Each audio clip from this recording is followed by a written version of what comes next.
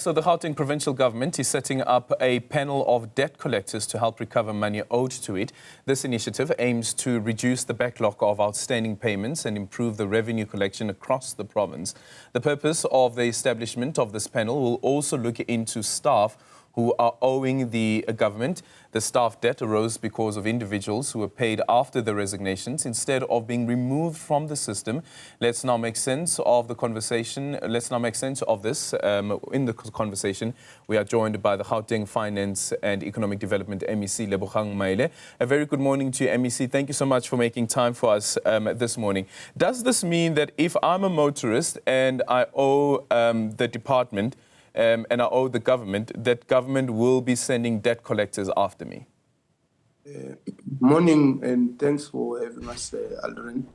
Maybe I must start by giving a bit of context. The debt collection is one of the 6 pillars in our revenue enhancement strategy. So we've got a revenue enhancement strategy. When we were answering questions yesterday at the National Council of Provinces, we indicated that we have a revenue enhancement strategy. The first pillar in that strategy is debt collection, and I'll come back to your question. The second one is to optimize on revenue collection already. And then the third one is to look at new revenue sources. And the fourth one is to look at alternative sources of funding. And the fourth one is to look at strategic investments that we can undertake as a provincial government. And the third one is to look at regulations that makes it difficult for us to collect revenue.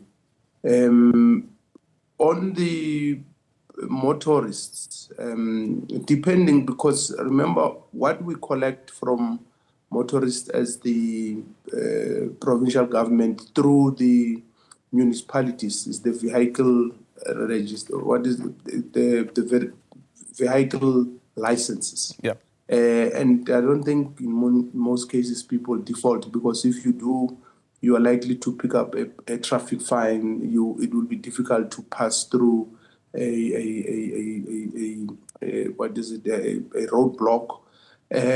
So we don't have a big problem with that. But you've got sometimes our collecting agencies of those same vehicle licenses, which is municipalities, don't pay that money to us sometimes on time. You've got institutions like road accident funds that owes us, for instance, because when people go to hospitals and they have been knocked down by cars, they have to pay, and they don't pay. You've got foreign nationals, for instance, who go to our institutions and their governments are supposed to pay. But you also have people coming from other provinces coming to our hospitals. Their provinces have to pay. So there are different types of debts. And then you also have people who have worked or who are still working. We give you a bursary and you don't complete your studies. And the agreement is that you have to pay back that money. You also have people who have been mistakenly paid by the state for whatever reason. Some of them you find that maybe they are deceased and the state was not informed on time, and their families end up getting their salaries and all that. So there's different types of debts, and that's why we decided that, no, we need to have a panel of experts to help us collect this money, because this money is much needed to finance our education, to finance road infrastructure, and many other service delivery-related activities. Yeah. On the part around individuals who would have resigned, left the system, but are still being paid, is that not really a problem with the system itself, that the system is unable to deal with that, with those type of errors? Because then you also have the concern around the so-called ghost workers. Yeah, that's a simplistic way of looking at it. To a certain extent, it can be malfunction, dysfunctionality of the system.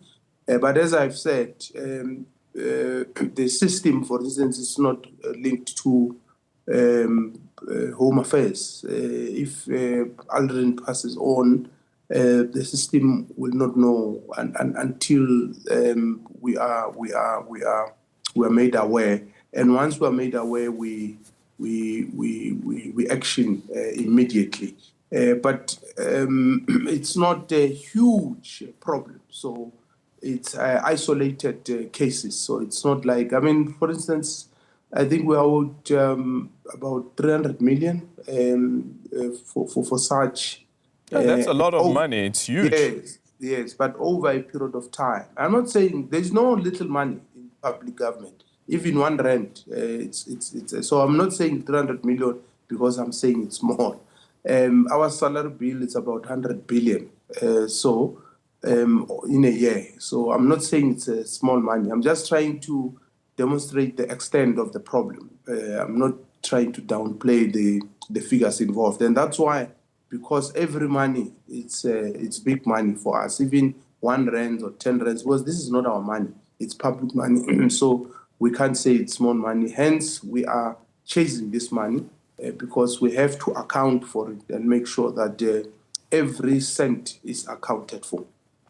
The DDG for Revenue Management in the Provincial Treasury, Zukiswa Ngcunyana, said yesterday that you'd also be looking at taking over the banking functions from municipalities that were not surrendering monies owed to the province timelessly. I think one of the points that you raised earlier on with the collection of license fees. But how exactly would that work, considering that you also have this separation of powers, that we are a functionary of government, but we're at a local sphere and our finances can't necessarily be interfered with by province?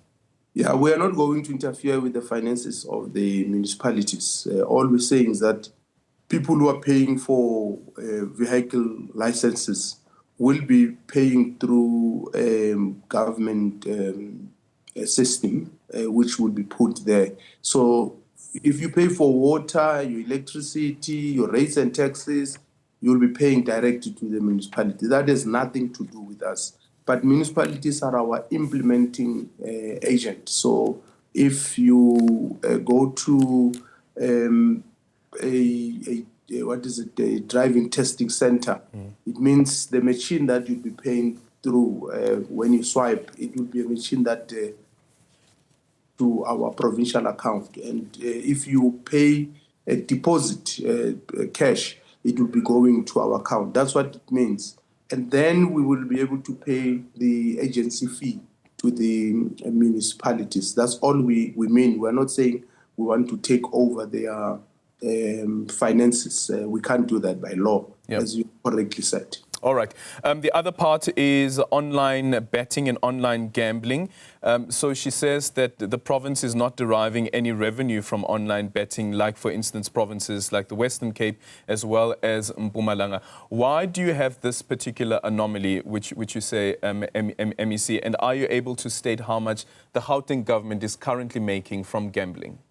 Yeah, unfortunately, I think the provincial government was a bit slow in amending the laws. I think in 2019, the two provinces, Mpumalanga and Western Cape, I think they moved a bit fast.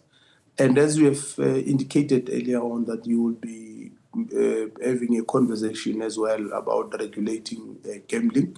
Unfortunately, online gaming, betting is the order of the day. It's happening and it's not properly regulated. It has to be regulated not only to protect children, but to also make sure that there is revenue derived from that, so that we can be able to use those resources for important things like education and health. And we are forging ahead. We are at an advanced stage now with that process. We should be going to the legislature before the end of the year, this year, to ask them to pass a law on online betting in Gauteng. Online bet. Are you able to state how much the province is currently making from gambling?